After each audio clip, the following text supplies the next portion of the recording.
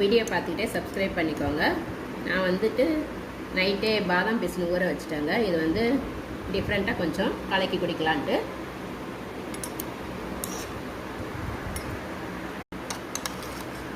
அதோட சப்ஜா சீடும் ஊற போட்டிருக்கேங்க, அதையும் போட்டுக்கிறேன் 2 ஸ்பூனு. இதோட ஜெல்லியும் போட்டுக்கிறேங்க, நான் வீட்டிலேயே செஞ்சது. நம்ம வந்து வெறும் பாதாம் பிசினை கொடுத்தா பசங்க சாப்பிட மாட்டாங்க, இந்த மாதிரி கொடுத்தா சாப்பிடுவாங்க. இதிலேயே பால் சேர்த்துக்கலாம்.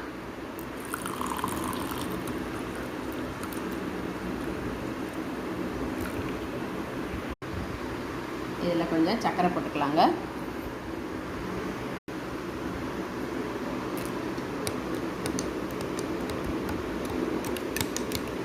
இந்த மாதிரி கலந்து கொடுத்தீங்கன்னா பசங்க ரொம்ப விரும்பி சாப்பிடுவாங்க.